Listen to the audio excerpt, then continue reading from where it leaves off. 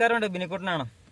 അപ്പം നമ്മുടെ ഈ വാഹനങ്ങളുടെയൊക്കെ പുക പരിശോധന, അതായത് പൊല്യൂഷൻ സർട്ടിഫിക്കറ്റ്, അത് കിട്ടാൻ വേണ്ടി നമ്മൾ അതിപ്പം ഓൺലൈനിലാക്കിയതിൻ്റെ പേരിൽ അത് നമ്മൾ അതിൻ്റെ ടെസ്റ്റിന് വേണ്ടി നമ്മൾ വാഹന പുക പരിശോധന കേന്ദ്രത്തിൽ ചെല്ലുമ്പോൾ നമ്മുടെ മൊബൈൽ നമ്പറിലേക്ക് വരുന്ന OTPയുടെ അടിസ്ഥാനത്തിൽ മാത്രമേ സെൻറ്റർ, അതായത് ഈ വാഹനം പരിശോധിക്കാൻ ബന്ധപ്പെട്ട സെൻറ്ററുകാർക്ക് മുന്നോട്ട് പോയി ആ ടെസ്റ്റ് ചെയ്യാൻ പറ്റും, വാഹനത്തിൻ്റെ പുക പരിശോധിക്കാൻ പറ്റത്തുള്ളൂ. അപ്പം നമ്മുടെ മൊബൈൽ നമ്പറിലേക്ക് വരുന്ന OTPയുടെ അടിസ്ഥാനത്തിൽ മാത്രമേ പറ്റൂ. അപ്പോൾ ശ്രദ്ധിക്കണമെന്ന് പറഞ്ഞാൽ RC ബുക്കിൽ നമ്മുടെ ഫോൺ നമ്പർ ആയിരിക്കണം ആഡ് ചെയ്തേക്കുന്നത്.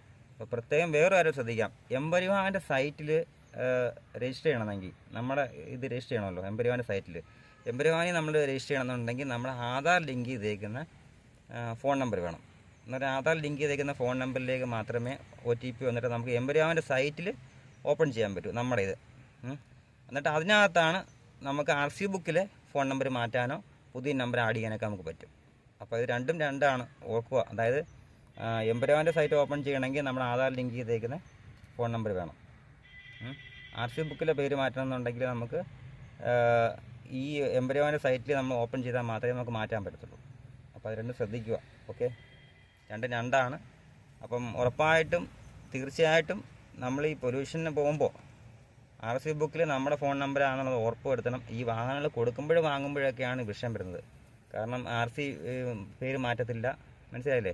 RC നമ്മുടെ പേരിലോട്ട് മാറ്റാനൊക്കെ താമസം വരുമ്പോൾ നമുക്ക് ഈ പൊല്യൂഷൻ സർട്ടിഫിക്കറ്റ് എടുക്കണമെങ്കിൽ ആ വണ്ടി നേരത്തെ ആരുടെയാണോ അവരുടെ പേരിലേക്കായിരിക്കും OTP വരിക. അപ്പോൾ ചിലപ്പോൾ അവർ ആ സിം ഉപയോഗിക്കുന്നില്ലായിരിക്കും. അങ്ങനെയൊക്കെ ഭയങ്കര തലവേദന വരും. അതൊക്കെ നമ്മൾ വണ്ടി എടുക്കുന്ന സമയത്ത് തന്നെ ഇതൊക്കെ ചെയ്തു പോവുക, മനസ്സിലായില്ലേ? അതായത് നമ്മൾ പഴയ വണ്ടി മേടിച്ചു, പക്ഷേ ആ വണ്ടി കിടക്കുന്ന ആ ഓണറുടെ പേരിലുള്ള ആ സിം ചിലപ്പോൾ നശിച്ചു പോയിരിക്കാം. അങ്ങനെയുള്ള പ്രശ്നങ്ങൾ വരാം. അങ്ങനെയൊക്കെ വരും. പിന്നെ നമ്മൾ RDOoffice പോയി പലതും ചെയ്യേണ്ടി വരും. കാരണം നമ്മുടെ വണ്ടി, നമ്മൾ മേടിച്ച വണ്ടി നമ്മുടെ പേരിലേക്ക് ആക്കുന്നവരെ നമുക്ക് തലവേദനയാണ്. നമ്മുടെ പേരിലേക്ക് ആക്കിക്കഴിഞ്ഞാൽ കുഴപ്പമില്ല. നമ്മുടെ ആധാർ ലിങ്ക് ചെയ്തിരിക്കുന്ന ഫോൺ നമ്പർ വെച്ച് എംപരിവാഹൻ്റെ സൈറ്റ് ഓപ്പൺ ചെയ്ത് നമുക്ക് ഈ RCയിലെ ഫോൺ നമ്പറോ ഒക്കെ മാറ്റുകയോ പുതിയ നമ്പർ ആഡ് ചെയ്യുകയൊക്കെ നമുക്ക് ചെയ്യാം. അപ്പോൾ അതുവരെ നമുക്ക് തലവേദനയാണ്. അപ്പോൾ അതൊക്കെ ശ്രദ്ധിക്കണം.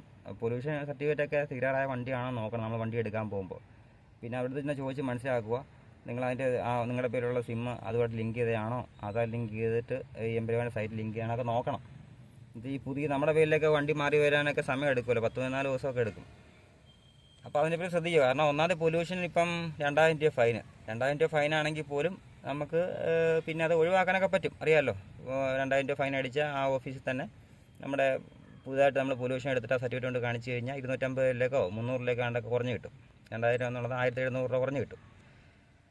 അപ്പം എൻ്റെ പ്രേക്ഷകർക്കൊക്കെ എൻ്റെ വീഡിയോ ഇഷ്ടപ്പെടുന്നുണ്ടെങ്കിൽ തീർച്ചയായിട്ടും എന്നെ സപ്പോർട്ട് ചെയ്യണം, ലൈക്ക് ചെയ്യണം. നിങ്ങളുടെ വിലയേറിയ അഭിപ്രായങ്ങളൊക്കെ കമൻറ്റ് ചെയ്യുക. ഇഷ്ടപ്പെട്ടാൽ മാത്രം ലൈക്ക് ചെയ്യുക, സബ്സ്ക്രൈബ് ചെയ്യുക, ഷെയർ ചെയ്യുക, കമൻറ്റ് ചെയ്യുക. ഓക്കെ, നിങ്ങളുടെ അഭിപ്രായങ്ങളൊക്കെ കമൻറ്റായിട്ട് രേഖപ്പെടുത്തുക. ഓക്കെ, അപ്പം വീണ്ടും മറ്റൊരു വീഡിയോയുടെ നമുക്ക് പിന്നെ കാണാം.